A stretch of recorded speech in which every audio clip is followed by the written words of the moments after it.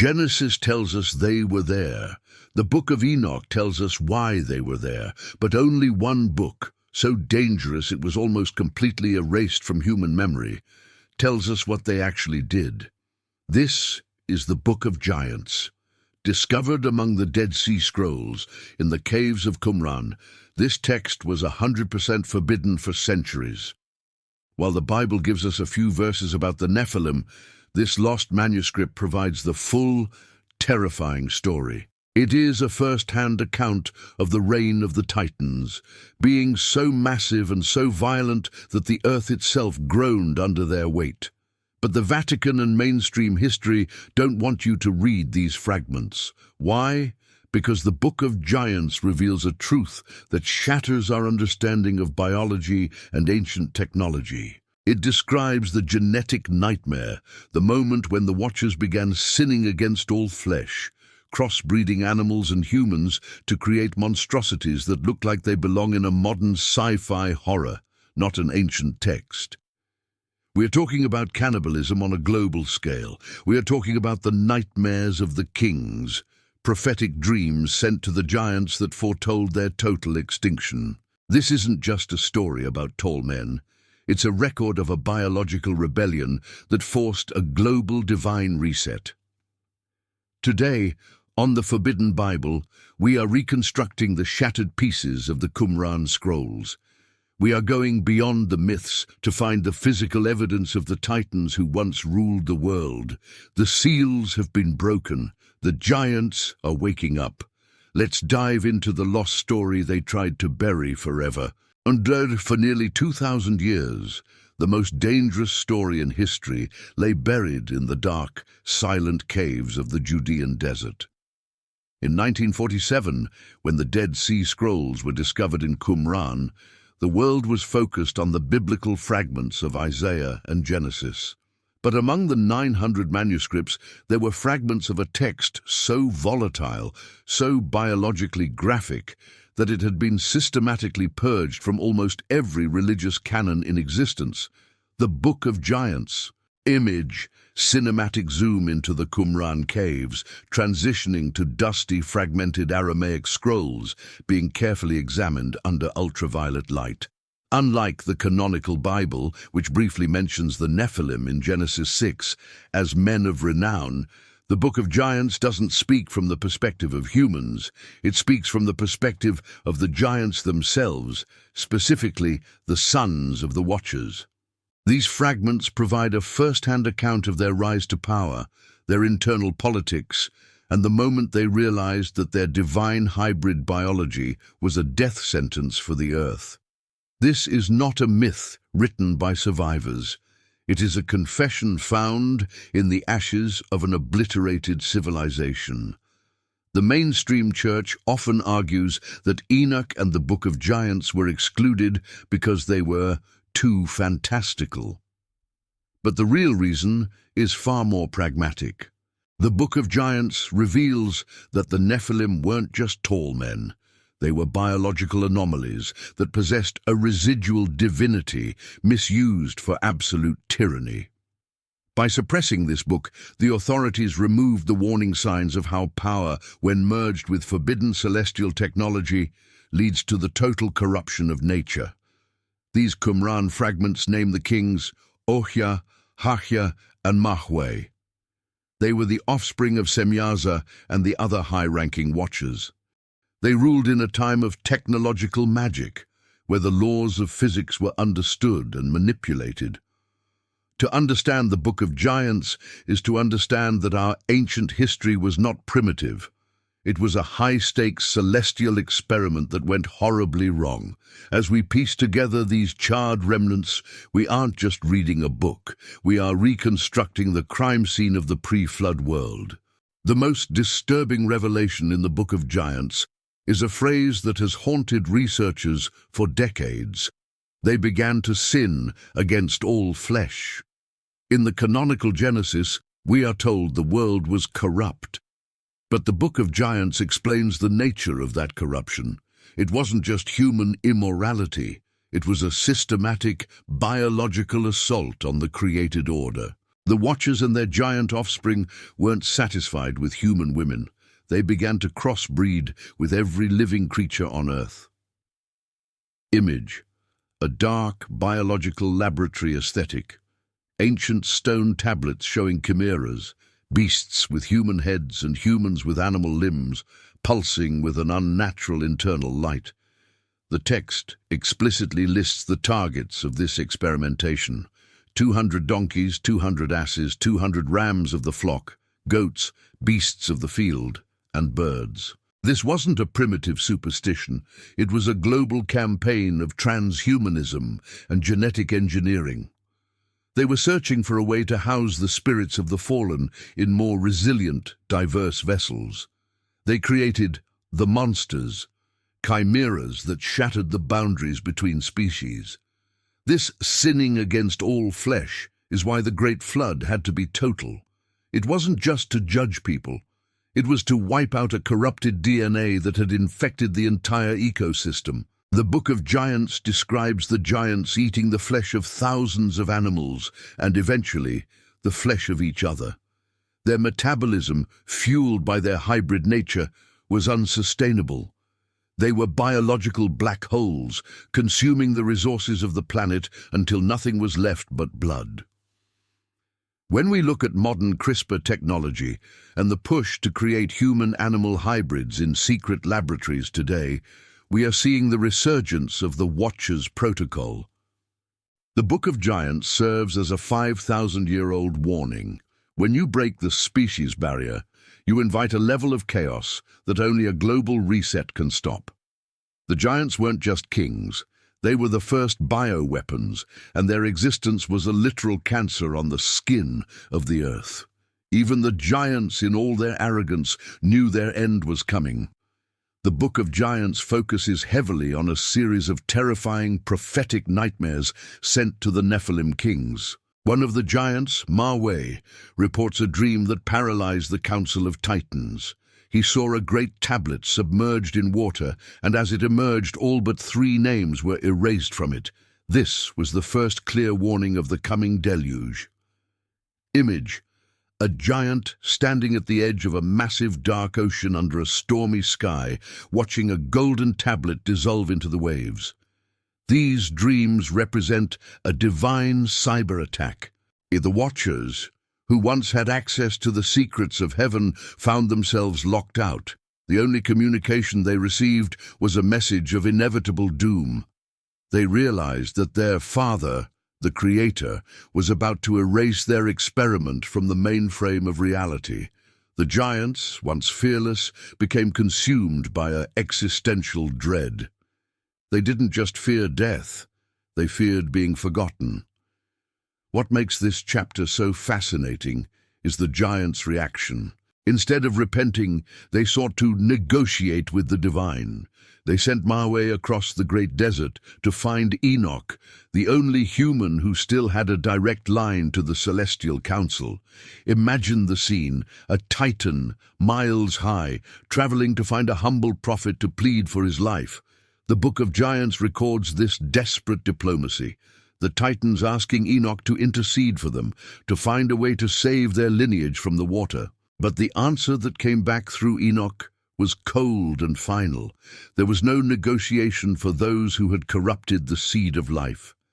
The Dreams of Mahway were not a call to change, but a formal notification of execution. This tells us that the giants were not mindless brutes. They were intelligent, self-aware beings who understood the laws of the universe. They knew they had crossed a line that no amount of power could fix. They were waiting for a storm they knew they could not survive. One of the most terrifying aspects of the Book of Giants is its description of the Great Hunger. As the giants grew in size and number, their caloric needs became a global crisis. The fragments from Qumran describe the giants devouring hundreds of thousands of animals daily. When the animals were gone, they turned their hunger toward humanity. And when humanity was nearly extinct, the giants began to devour each other. Image: massive, shadowy figures crouching over ancient cities, their mouths stained with red as they reach for each other in a landscape of ruins. This was not just eating, it was a ritualistic consumption of essence. The Nephilim believed that by consuming the flesh of another hybrid, they could absorb their vital force and perhaps survive the coming judgment. This led to a period of the Great War of the Titans, where the giant tribes turned the planet into a slaughterhouse. The earth itself is described as groaning and crying out because of the blood that was being spilled upon it. Mainstream history calls this mythology, the stories of Kronos eating his children, or the Greek titans warring against each other. But the Book of Giants presents this as a historical, biological reality. The giants' DNA was inherently destructive. It was designed for war, not for sustainability. Their hunger was a symptom of their spiritual void. Since they were not truly of this world, they had to consume the world to stay in it. The Forbidden Bible reveals that this cannibalism was the final sign of their total depravity.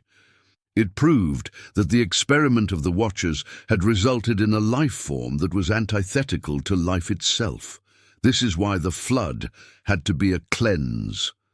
You cannot reform a species that is biologically programmed to consume all other life. The cannibalism of the giants was the ultimate evidence of their failure, and it remains a chilling reminder of what happens when we prioritize power and consumption over the sacred balance of creation.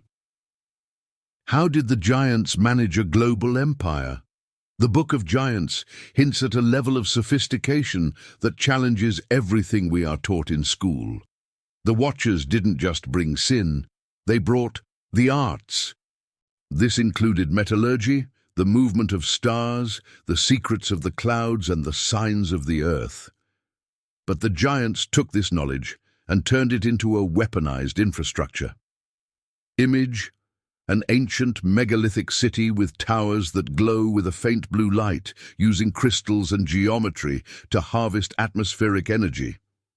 The giants were the original builders. They didn't use chisels and hammers, they used sound and frequency. The Book of Giants suggests that they understood how to manipulate the weight of stones and the vibration of the earth.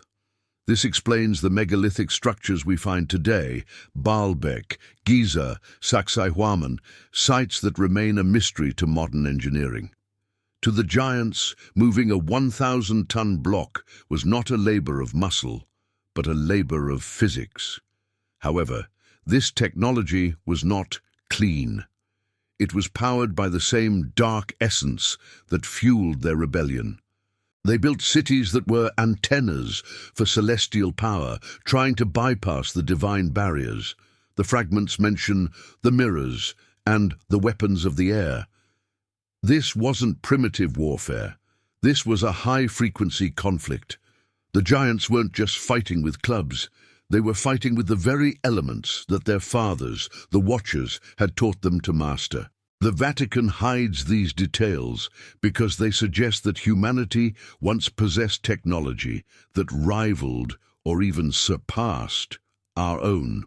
If the Book of Giants is true, then progress is not a linear line from ape to astronaut. It is a cycle of rising and falling.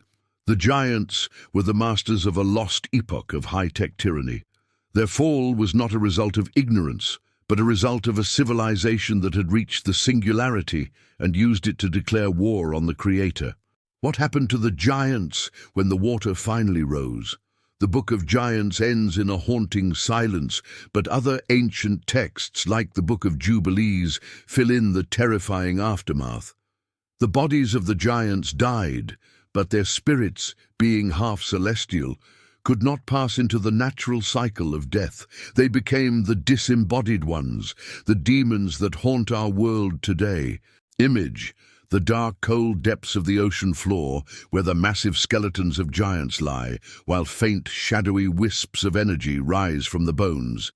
These spirits are the voices from the abyss. They are the resident intelligence of the pre-flood world, trapped in the atmospheric realm without a physical home. They remember the technology, they remember the genetic secrets, and they remember the hunger. According to the Forbidden Bible, these spirits are the ones channeling information to modern occultists and tech elites, guiding us to rebuild the very world that was destroyed. This is why the Book of Giants is so dangerous. It identifies the enemy not as a red-skinned creature with a pitchfork, but as a sophisticated ancient consciousness that is trying to re-embody itself through our technology. The disembodied Nephilim want their bodies back. They want their empire back. And they are using our current fascination with AI, CRISPR, and transhumanism as a digital stargate to return. The Vatican's suppression of these texts served to disconnect us from our true spiritual history. By making us forget the giants, they made us forget the nature of the entities we are now inviting into our world. The demons of the New Testament aren't just random spirits. They are the hungry, angry survivors of the Book of Giants. They are the architects of the abyss, and they are waiting for the moment when humanity is foolish enough to reopen the door to their forbidden world.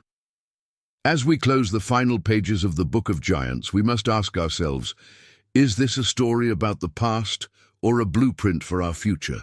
The Forbidden Bible doesn't just record history, it provides a diagnostic map of how civilizations fall. Every sign that defined the reign of the giants is reappearing in our society today. The blurring of species barriers, the pursuit of immortality through technology, and a hunger for resources that is destroying the planet. Image: a split screen showing an ancient megalithic temple on one side and a modern neon-lit skyscraper on the other, both casting the same long shadow of a giant. The final verdict is that the Book of Giants was suppressed because it is too accurate. It reveals that the flood was not a natural disaster, but a necessary biological deletion to save the human template. If the giants had succeeded, there would be no humanity left, only a chaotic, hybrid mess of suffering. By keeping us in the dark about the giants, the powers that be have allowed us to drift toward the same cliff. But there is a hope found in the Fragments. Enoch tells the giants that the Lord will not be mocked. But no matter how much technology they possessed, no matter how much DNA they edited, they could not escape the fundamental laws of the Creator. The Book of Giants is the ultimate red pill. It shatters the illusion of a boring, linear history and reveals a world of high-stakes cosmic warfare. The giants are no longer a lost story. They are a warning. The Dead Sea Scrolls have returned to speak to a generation that is once again sinning against all flesh. And as you look at the world around you, the labs, the screens, and the skies, remember the titans of Qumran. They had it all, and they lost it because they forgot what it meant to be human. The seals are broken, the full story is out, and now the choice is yours. Will we learn from the giants, or will we join them in the depths of the abyss? Stay awake. The truth is here.